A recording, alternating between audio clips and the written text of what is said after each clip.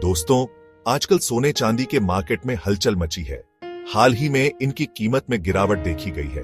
25 नवंबर 2024 को India Boolean and jewellers association के हिसाब से 24 कैरेट सोने की कीमत आरएस गे अंश कियामा घटकर आरएस 698 प्रति 10 ग्राम हो गई।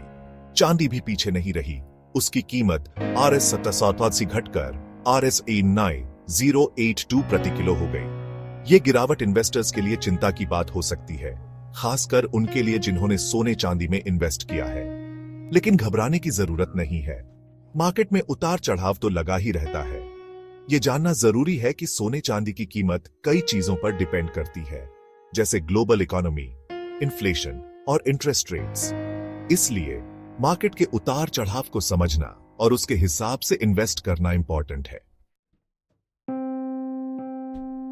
हम सब जानते हैं कि सोना हमेशा से सेफ इन्वेस्टमेंट माना जाता है। इस साल की शुरुआत में तो सोने ने अपना नया रिकॉर्ड बनाया था।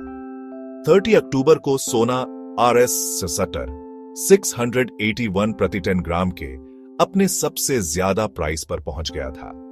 चांदी भी कम नहीं थी। 23 अक्टूबर को आरएस 151 प्रति किलो के साथ अपना झंडा गाड़ दिया। लेकिन दोस्तों, जैसे हर रात के बाद सुबह होती है, वैसे ही मार्केट में तेजी के बाद मंदी भी आती है। सोने चांदी की कीमत में गिरावट के कई कारण हो सकते हैं। एक्सपर्ट्स का मानना है कि इन्वेस्टर्स द्वारा profit booking, global economic signals में सुधार और अमेरिकन डॉलर के मजबूत होने से सोने चांदी की कीमत गिरी है।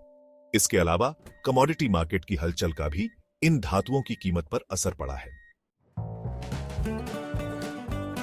सोने चांदी की कीमत में गिरावट के बावजूद एक्सपर्ट्स का मानना है कि लॉन्ग टर्म में इनमें इन्वेस्ट करना अभी भी फायदेमंद हो सकता है। सोना हमेशा से इन्फ्लेशन से बचने का तरीका माना जाता रहा है।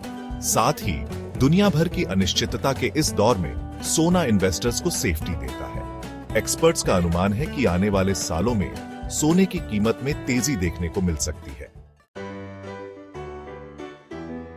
अगर आप सोने चांदी में इन्वेस्ट करने की सोच रहे हैं, तो कुछ बातों का ध्यान रखना बहुत जरूरी है। सबसे पहले, हमेशा BIS हॉलमार्क वाला सोना ही खरीदें।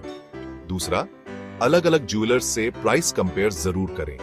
और सबसे इंपॉर्टेंट बात, अपनी रिस्क लेने की क्षमता और फाइनेंशियल गोल्स को ध्यान में रखते हुए ही इन्वेस्ट करें। अगर कोई डाउट हो तो किसी फाइनेंशियल एडवाइजर से सलाह जरूर लें। याद रखें, इन्वेस्टमेंट मार्केट में रिस्क तो रहता ही है,